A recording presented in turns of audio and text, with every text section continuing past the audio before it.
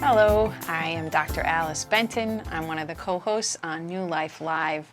I want to encourage you today to think about and start putting into practice, if you're not already, how beneficial exercise and drinking more water can be if you struggle with fear and anxiety. We're going to go to the neurochemical level of what happens with chronic stress and anxiety.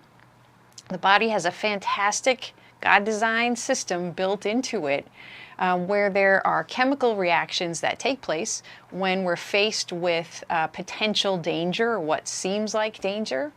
And one of the primary neurochemicals that's released into the bloodstream is cortisol. Cortisol is very helpful in the fight, flight, or freeze response to danger. Now, when it's real danger, especially physical danger, that's very helpful for us, and it allows our body to set off a chain reaction even before our cognitive processes can catch up with what's actually taking place. So it allows a very quick physical reaction to present danger.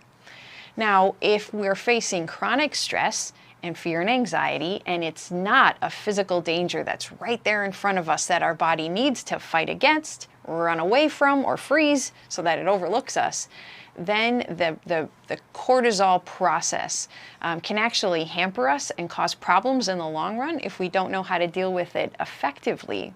So chronic stress leads to a high ongoing level of cortisol in the body. And cortisol, although it's helpful in the short term, has some detrimental effects in the long term. Primarily, it affects the immune system and it weakens the immune system so that when we're chronically stressed, we're more vulnerable to getting sick and staying sick, and the recovery process takes longer. It makes us more vulnerable to headaches, to irritability, to disturbed sleep, all that stuff that we deal with when we're too stressed. Exercise and drinking water have a very powerful ability to wash out that neurochemical, that cortisol, that hormone that is released into the bloodstream. And they do it by flooding the body, flooding the blood with endorphins and with dopamine. So, you've heard about the runner's high of doing enough exercise to the point where your body is flooded with these feel-good hormones. And some of that cortisol and that stress is cleaned out through the exercise process. Water has a surprising effect on anxiety as well. But when we think about our body being made up of mostly water, but very few of us drink enough to replenish the water that makes up our body. I mean, think about how much we turn to soda.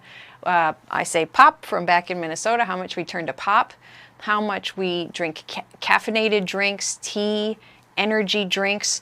All of those caffeinated drinks add to that body's natural fight or flight response. It amps us up, it keeps us hyped up, and it interferes with the process of relaxation and rest and digestion that our body needs to settle down enough and realize it's not in danger, and so it can do those processes so that we can relax and flush the cortisol out of our system. So you all know we should be drinking about 8 glasses of water a day, but the amount of caffeine that we drink can actually increase the need for even more water to be able to counteract the amount of caffeine that we're consuming a day. I'm an iced tea drinker. Oh, I can chug bottles and bottles of iced tea a day. And so one of the tricks that I've used to counteract how much I like my iced tea is I also have a big enough bottle of water that I'm supposed to drink every day. I add some lemon to it, I'll add cucumbers to it, a little something to change it up. Watermelon sometimes to my water. I'm only allowed to drink as much iced tea as I want as long as I'm also finishing up my bottle of water. And anxiety is so uncomfortable for me that the knowledge that exercise and water counteract my anxiety, it keeps me motivated. But I'll be honest with you too, There are days that I only have about 10 minutes worth of exercise in me, that I spend my energy, my limited resources on my work, on my kids, on cleaning my kitchen. And so right now I'm actually in a season of only being able to do about 10 minutes of exercise a day. That was kind of embarrassing to me to start. There have been times in my life where I was doing quite a bit more exercise. That's all I got right now, folks. But I will tell you that when I get my 10 minutes done, it might sound measly, it might sound like a lot to you. Maybe 10 minutes sounds insurmountable. But for me, 10 minutes right now is doable. And when I'm able to check that off my list, gosh, I feel a lot better about my day. I asked my kids to exercise with me, and they're willing to do 10 minutes. So we'll get the group of us together. We do our little 10 minutes worth of exercise. We give each other high fives afterwards. It helps us to feel better about our day.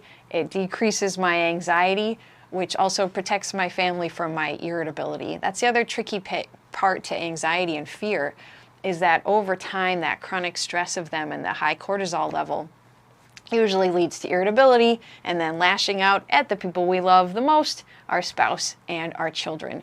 So that's how powerful exercise and drinking water can be. One last piece of information that I hope motivates you. Studies have been done comparing regular exercise to medication like antidepressants or anti-anxiety medications. And exercise has been found to be as effective, if it's regular, if it's consistent, as effective as medication for anxiety. So good tidbits of information there. So drink your water today. Try to do at least 10 minutes of exercise. And if you do it enough over time, notice how much it helps your fear and your anxiety. If you need help with that, if you need resources, call us here at 1-800-NEW-LIFE. We'd love to partner with you in this effort. Hope this video has been a blessing to you today.